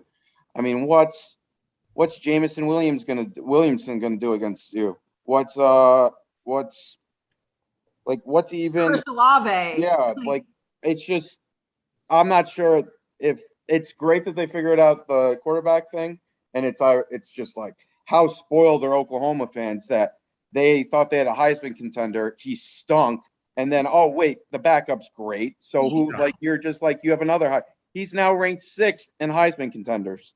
Like it according to the odds, like how spoiled of a fan base are you? But then it's like it's almost like, oh, you're so spoiled in quarterback, but the defense still sucks. So we'll see. Yeah, I think that everything has opened up for Oklahoma. I think the whole world, because listen, if you went to the back half of your schedule with a bad quarterback and a bad defense, that's not a very good recipe. But now they at least go in there, at least they can count on maybe scoring 50 points a game, and that's a different kind of feeling than going in there and scoring 16 points a game. All right, how do you separate Michigan State? Well, we'll do it on the 30th. Yeah. We will do it on the 30th. But there's no fan base that I get caught up in arguments more than Michigan State, because Michigan fans feel passionately they should be ranked ahead against Michigan State. Michigan State fans feel passionately they should be ahead of Michigan. And it's just this rock fight back and forth where they just argue. And they're both having the exact same season. They're both not all that. They have some wins that are not all that impressive. Both barely got by Nebraska. Michigan barely got by Rutgers. Michigan State barely got by Indiana. Like, neither's been all that impressive. They just haven't had a loss appear on their schedule yet because the schedule gods have been really, really nice to them. But they're going to play October 30th. I don't know how you separate the teams. I kind of like Michigan State a little bit more, but I'm not – you don't like that at all, Jack.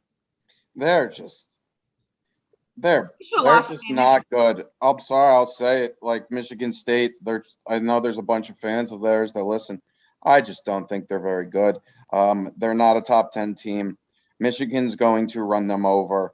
I don't understand this take at all. Like, if you think that about Michigan State, fine. I don't know that I agree. If you think that about Michigan State, why don't you think about Michigan? They're the exact same team. I don't think so. I think Michigan has much better players. I guess the only thing Michigan State has on them is Kenneth Walker. Which is a pretty big thing to have, but I don't know, like, why is he that much better? I'm gonna pull up the stats from yesterday for them. They just didn't really even. I get it's a tough win on the road, but like Indiana had every chance to win that game, and they didn't. Like Michigan State is JV Iowa in my mind. Like they're just hanging on to the cliff, and someone's gonna kick them off. And then their fans are going to get real quiet, and I'm going to say, I told you so. It opens up the bigger point. It's a possibility that all these undefeated one-loss teams in the Big Ten, none of them are good. 241 yards. That's 3.9 yards for play. Yeah. Oh. There's a possibility all these undefeated teams and one-loss teams in the Big Ten aren't good. Here's the answer to your question is how we're going to separate them. We're going to on October 30th. Like, that's what's going to happen. I'm with Jack. I think Michigan's a better team. And maybe it's just. Can I ask a question? Can either of you give me a reason? Yes, we've given you reasons multiple times. You haven't. You just said, I think they have better players. I've given you multiple reasons. The reason you said. Stop yelling. Hold on. The reason you said, I said, give me a reason. You said, I think they have better players. That's not a reason. That's just an opinion. That is a reason. I think they have a better coaching staff. They have a better coaching staff. They have better players. They've played better. They haven't played better. Yes, they have. No, they haven't. McNamara greater than Peyton Thorne or whatever the fuck his name is. Okay, that's a fair point. That's point one. Point one. Skill positions. We'll call it even just based off Cade McNamara, or based off Kenneth Walker, I guess. But then, I mean, if we're looking at Michigan's team as a whole, I think they're receivers and running backs. I'm blanking on the running back's name right now. Blake Corum and Hawkins. What's the biggest difference between Kenneth Walker and Blake Corum right now? I don't see that big of a difference. Usage rate. Kenneth Walker gets more carries. Yes, he gets more carries. And then on the defense, Aiden Hutchinson is much better than anything that Michigan State has. If you look at every metric from every power ranking system, Michigan's the much better team. I agree with you, Black. And you can't poo-poo these systems. Yeah, they can be wrong, but for the most part, they are right. And they're right. They are right in line with the market that we see every single week that the sports books set. So it's not that far off. And most people that change those lines look at those power rating systems as a point of a measure for where they're getting their numbers. So those things are pretty good. And Michigan is top 5 in all of them. Now, they could be wrong about Michigan as they have been before. We'll see on October 30th. But I think for the most part, Michigan State is going to lose to Michigan. That's why. I disagree. I think Michigan State's going to beat them. I see a Michigan team that barely beat Rutgers. I see a Michigan. Listen, they both played Nebraska. They both got lucky to beat them. I don't think either team's. That's the truth. I don't really think either team's very good. I think there's a couple of they both got the Iowa syndrome where we're ranking them up there because they haven't lost, but they just haven't lost because their schedule's been friendly. Michigan State could have lost to Nebraska. They got outgained in that game. They should have lost yesterday. Hold on. They got outgained by 200 yards in that game. Okay, fine. You're right. That Michigan could have lost to Nebraska. Yes. So yeah, that is true. They weren't outgained, and Michigan State had to have I guess you could say that Michigan needed that fumble at the end of the game, but then Michigan State almost loses to Indiana as well. So yes, Michigan also almost lost to Rutgers. We're going to have a big podcast bowl on October 30th between Michigan and Michigan State, and either or will be right. What's going to happen? Well, I'm Team Michigan State. I'm Team Michigan. All right. So is Jack. Scott Frost is back to being fired again. Yes. We're firing Scott Frost again? I think so. I'd say his seat's pretty hot. Might be time to fire Justin Fuente again as well. Yeah, I think Scott Frost, there's already people, they don't like him. Coach O is definitely first, right? Then I think you put Scott Frost, then Justin Fuente. Yeah. I know you can't with Mike Norvell. I think Dan Mullen's putting himself into a position not to get fired this year, but to coaching for his job next year. Like Dan Mullen's coaching his way on the hot seat quick. Trying to think of anybody else that's really, I don't know. I'm still just waiting to hear who the front runner for USC is. Dino Babers is going to get fired. And listen, Casey's team won yesterday, and she has not really talked about it very much. I didn't feel that we needed to. My team was off yesterday. Katie's team won 45-42. Anybody else's team win yesterday? The Connecticut UConn Huskies took down Yale in the Constitution State Showdown. It's a historic rivalry between two Connecticut schools. And we won finally, first time in over 750 days or something. I'm very impressed by this team. I think we could easily have 4 wins. Middle Tennessee is a possibility as a win as well later in the season. And you never know. Maybe, we do have the civil conflict later in the year against UCF. They stink.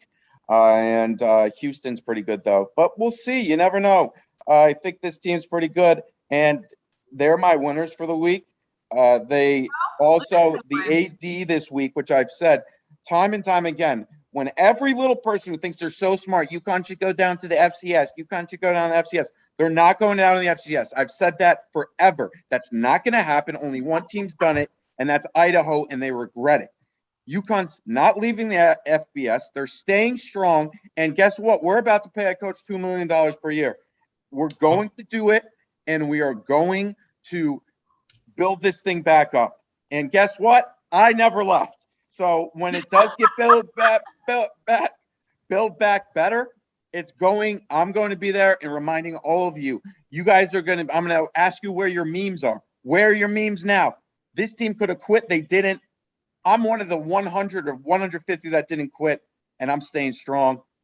Come on, UConn. Come on, you Huskies. Hashtag still here. All right. Casey, Yes. who won the week? Caleb Williams. Okay, Caleb Williams. Caleb Williams.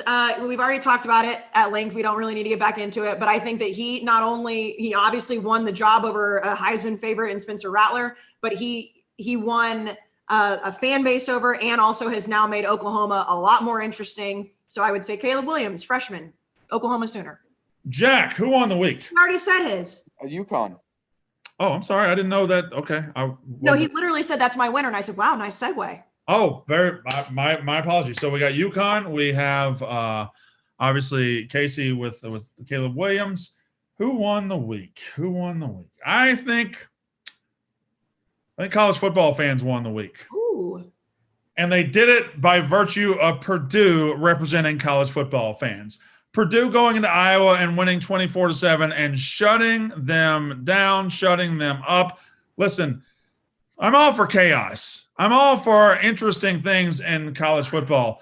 Iowa being number 2 with that brand of football and with having to rely on defensive turnovers and an offense that belongs in 1950 just isn't good. It's just not interesting. It's not entertaining. It's awful. Nobody bought it. Nobody was into it. Nobody wanted it to happen. And now Iowa gets to go down and live in the 9-3, 8-4, ranked 16 to 25 purgatory that they've been in ever since Kirk Ferentz got there. He's been a little full of himself lately. He went after James Franklin a couple of weeks ago. I like to see him lose. I think he's low-key probably one of the biggest assholes in college football. Let's not talk about the things that we discovered in their program last year. Iowa losing is a win for college football fans. Congratulations to us. And I will double down with the loser of the week. I have Iowa for all those reasons that you just said, because, you talk about, we didn't really get into the beef between James Franklin and Kirk Ferentz, but it went back and forth for a long time. He was full of himself. Iowa fans, not our guy, Trent. Trent's always a king. Trent's always an angel. But Iowa fans were so full of themselves, number 2 in the country. And yeah, when you are number 2 in the country, obviously you can beat your chest a little bit. But if you were actually watching this team, like we said earlier in the week or earlier in the episode, this offense was always bad. Spencer Petras wasn't going to be good. Their defense was playing fine. But Iowa having the opportunity to actually stay in the conversation for the college football playoff and looking like assholes while doing it makes them the loser of the week. Jack, who lost the week? I'm going to say college football fans lost the week because we realize a bunch of people who cover this sport are just a bunch of pussies and are all so concerned about some bigger picture. Shut up, let me enjoy the sport. And yeah, crazy things happen. I don't want people to throw golf balls at people or anything, but everybody relax. So yeah, college football fans, but that's not college football fans as a whole, because for the most part, it's the same in every sport. But yeah, those people, I'm going to say it, maybe you need to reevaluate your life. If you're so concerned about this, you should reevaluate your life. Boom, roasted. Profession. That's right. Uno, turn card, whatever it's called. All right. I believe Dan Mullen lost the week. He went on the road and a game he had to win against a coach who was done, against a roster who was done, and gave them life. LSU wins. Ed Orgeron stays alive. But Dan Mullen, who left Mississippi State for greener pastures, right? And his recruiting was going to get better because he was at Florida. He's got the same problems at Florida he had at Mississippi State. He can get to the dance, but he can't take a girl home. He cannot do it. And when push comes to shove, he loses more than he should. You can't lose that game yesterday if you're at Florida. You can't not have top 10 classes at Florida. He can't recruit at a Florida level. He can't win at a Florida level. And he lost. He exposed himself yesterday. I don't know that he can get Florida to the next level. He's in year 4. If it were going to happen, it would start happening. He's regressing in year 4. Dan Mullen lost a week for me. Casey, do you have a shit list? I do, but here's the thing: is you've already gone off on it, and so I'm just going to go ahead and just say it, and then we can move on. It's the SEC officiating. It's the SEC as a whole, with the situation that happened in Knoxville yesterday. And I would even double down. I know we didn't mention it, but the fact that the game had 54 seconds left, and they were like, "Oh, is the game going to be called?" That Tennessee still had their 3 timeouts, and then it was both athletic directors would have to get together, and then they would have to talk to Greg Sankey, so we can't end the game. And then we're just dicking around forever trying to figure out what we're going to do. Like, come on, man. Like, just don't make shitty calls that infuriate fan bases. And then if you do, understand why it just means more. You said it all earlier. That's who's on my shit list. Jack, shit list. Anybody who said that UConn was going to go to the FCS, you're on my shit list. You're wrong. Welcome to the comeback. We're coming, baby. I love it, Jack. I love the passion. All right. My shit list is one single man. Oh. And the SEC just will not let this man get criticized. It will not stand up. It will not fire this man. It continues to send this man out under its employ, and he continues to ruin the sport of college football. His name is Mark Curls. You might remember him last year when Arkansas beat Auburn, but he made the wrong call at the end. He said Bo Nix didn't fumble when he did. Auburn ends up winning the game. He stole a win from Arkansas last year. He stole a win from Mississippi State at Memphis earlier this year by not being prepared, not being ready, and not understanding how to handle that moment. He stole a win from Georgia State earlier against Auburn. And yesterday, I won't go so far as to say he stole a win because Ole Miss could have won that game anyway. Ole Miss was, frankly, probably the better team. So I won't say he stole the win, but he made a call, a bullshit, cowardly call in the first half that took a Tennessee touchdown off the board, and you absolutely lit a fire under 100,000 fans. He had no control over that game. When Ole Miss was faking injury after injury after injury in the fourth quarter and a 50-degree night, he did nothing. He had no control over the game. They technically made the right call at the end, but the fact that he lost control early lost the crowd. And every criticism now, and even the SEC saying Tennessee fans are bad people, Tennessee fans are this. Every talking head is talking about Tennessee fans. The blame belongs with the SEC, who continues to put a guy out there who doesn't belong in this conference. You've got the best coaches, the best athletes, the best fans, the best stadiums, the worst officials. Mark Curls is an embarrassment to the sport. He ruins the sport, and the SEC can go fuck themselves for employing this guy. He is to blame for this. The SEC is to blame for this. That's the shit list. We should make fuck Mark Curls shirts. I don't know if I want to do that. I'm sure the man is a good guy, a good church-going fella that pays his taxes. I'm sure he's a wonderful human being. He sucks as a Southeastern Conference official. He doesn't belong. My name is Brandon Walker. That's Kayce Smith. This was fun. Long show, I believe. Katie will be back next. She was traveling today. She'll be back next show. That's Unnecessary Reference.